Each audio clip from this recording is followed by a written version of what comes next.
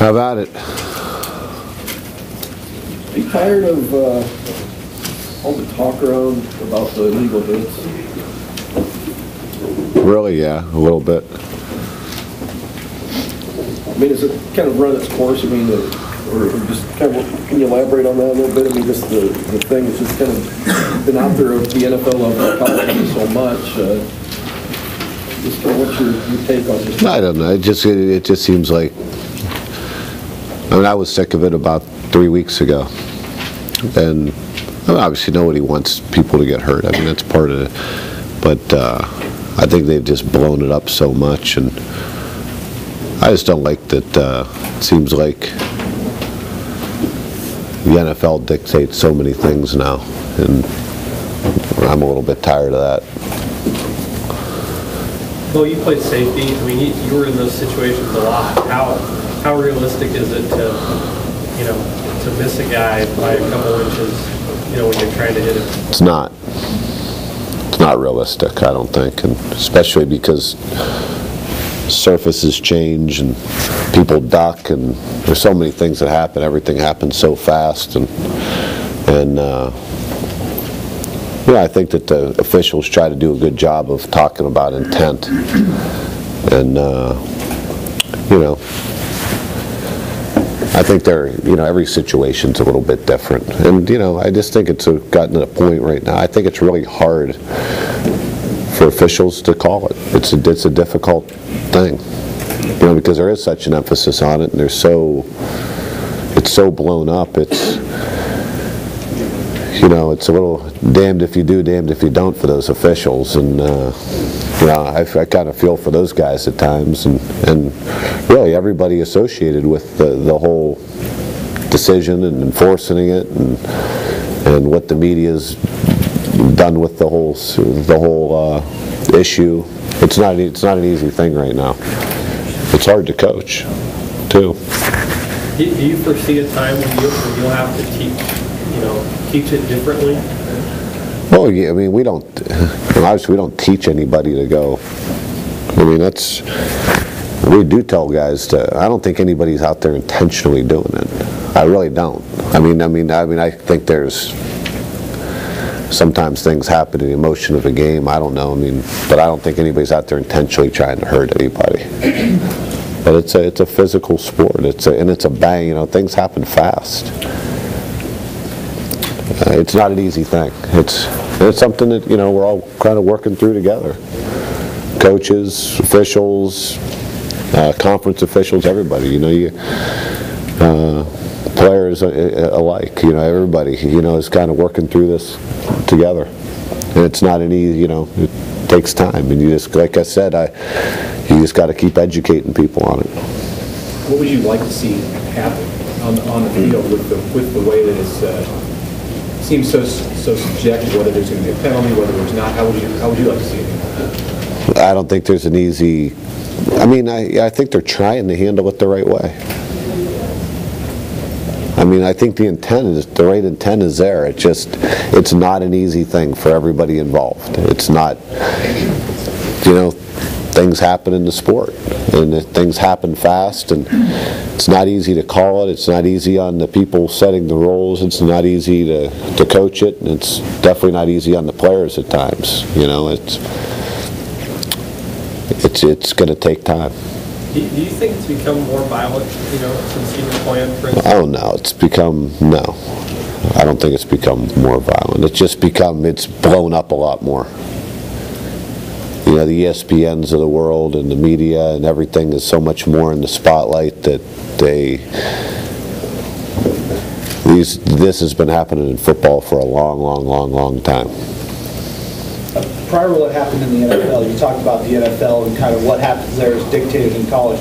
Prior to that week where they had those 3 hits that got all that airtime, how much did you even approach this subject? How many times were you asked about it? Well, we always talk to our guys about it. But I mean, from the media and attention-wise, how much it had been approached to you about hits and how hard hits were before that happened in the NFL? Media-wise? Yeah. Not much. I mean, the conference, the officials, and the conference and the officiating, they always talk about it. They're always talking about player safety. I mean, player safety's been, an emphasis for a long time. And from a coaching standpoint, obviously you don't want 15-yard penalties, or, so you do coach it. And then you're also, you coach it in practice because you don't want guys doing it to your guys, and so it's a constant education. Like I said, I think a lot of times it's not an intentional thing. Well, how do you interpret the rules, though? What is your interpretation of it? It's pretty black and white. It's, as far as with the rule, how they state the rule, as far as, intentionally, targeting a defenseless player with the crown of your helmet, and but it's not an easy thing to call. Have you received any word from the Big 12, one way or the other, on what may or may not happen with Osborne? No, I assume that we would have heard something if there was an issue.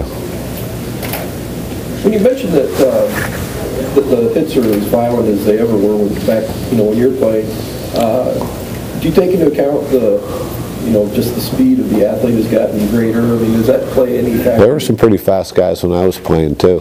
There's been some speed in the game for a long time. The hardest thing was, I always think of from playing as a safety. You're going across the middle, and somebody's going across the middle, and you're going to dislodge them from the ball. You're going to make a hit on the receiver, and the guy ducks, or his play. Those are the hard situations. A guy's running across the middle and a guy goes up high and targets the head, that guy should get penalized. But every situation's different, and I think that's what's hard on the officials to make the calls. Every situation that happens in a football game, everyone's different, and I say it's a bang bang play for the player, but it's the same way for the officials. So it's not an easy thing to call. It's not an easy. It's not easy, and it's there's going to be mistakes made, and there's going to be. It's difficult. Did you ever hit a guy in the head that you remember, or get hit in the head? I got hit in the head too many times. I think you guys all know that. Is there anything that stands out? No, I hit some guys up high, but like I said, it wasn't like I was out there intentionally trying to take somebody's head off. It's sometimes that. Sometimes you look up and it's a flash coming in front of your eyes. And you look up and there's somebody right in your face. That happened to one of our guys earlier in the year. He was actually covering somebody else, and the ball was thrown, and he turned and looked, and there was a guy, and he hit him. And actually, the Big 12, he didn't get hit with a suspension or anything. He didn't even get called on the play. He might have got called on the play. I don't remember. But it happened bang bang. Literally, he turned, and the guy was right in his face, and it was almost like he was trying to defend himself. Like I say, things happen, and I don't think there was any intent there. Well, Eric Martin kind of took issue with the term defenseless player. What is the way you perceive that term, both on defense and special teams? It's,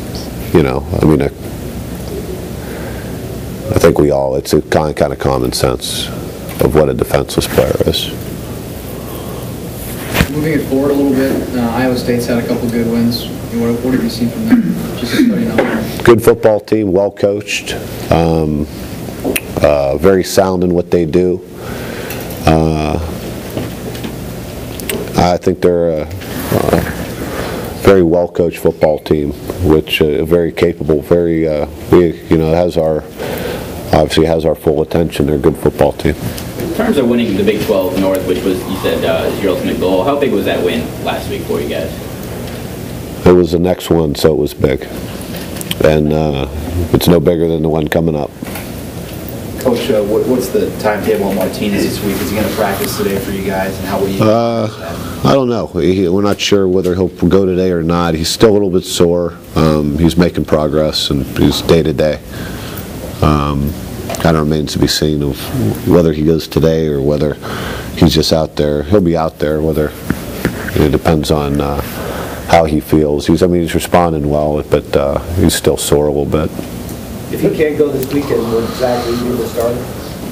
There's a lot of, could be, I'll have to comment later on the week to see how that all plays out.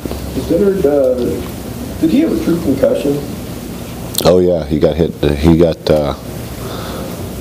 he once again, our guy was going to make a tackle, and our own guy hit him, and he took a shot in the head. So will he? Is it safe for him to play this week? Is it safe? I don't. That's not my decision. That's the doctor's, and he won't be out there today. He's doing a lot better. He's actually passed the. I think he's passed whatever the impact tests they have, but we're holding him for a while, and that's not something that we'll put him out there until obviously we're really confident he's feeling 100% and doing good, and that's something you don't rush a guy back from something like that too quickly. Does Taylor have to make it back by a certain point in order for him to start the game? Probably. Like I said, I'm not exactly sure. It's kind of remain. Like I said, it's day to day, and how he's feeling. So, play it by ear. Are you walking a fine line with that? In that you've got games down the line where if he doesn't get to a certain point, it's ends and beyond. Next game's the most important game. I don't think there's walking any fine line. We have a lot of confidence in all our guys, so I'm not. Obviously, we'd love for Taylor to play. If he doesn't, then we'll be prepared to win with whoever trots out their quarterback.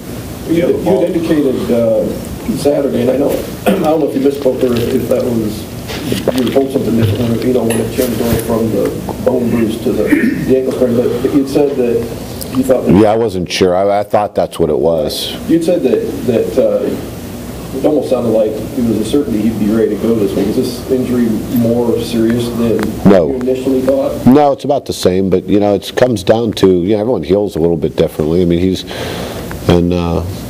I said, I think he's doing well. It's nothing long term. I can say that. Do you have a policy as far as if the guy doesn't practice, does he get to start or by Wednesday or Thursday? Do I have a policy? Yeah. Every situation's a little bit different.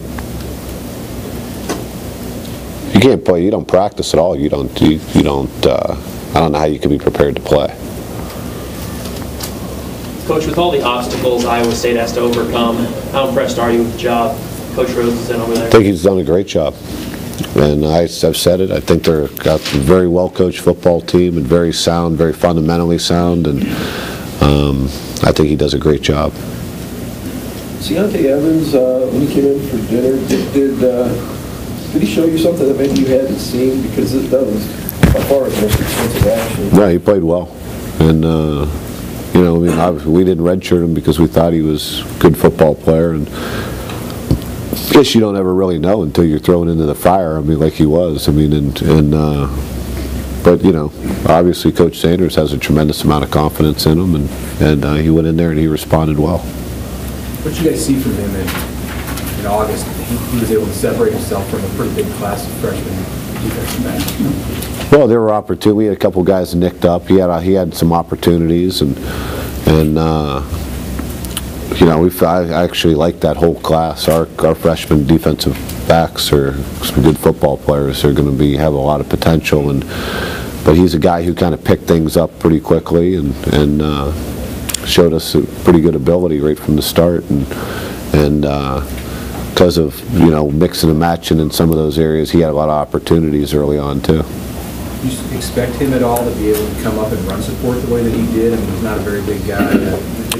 He'll tackle. No, he'll tackle. He's tackled from the start. What do you see out of Kevin Thompson? He hadn't played ever until Saturday, and then he played about 10 snaps in that odd man front row. What did you like about him for that? Well, Carl and JP have liked him from the start, and there's always different situations that lend a little bit more to a certain guy's skill set, and Carl and JP put him in there and thought that he could really do well in the role we put him in, and he did.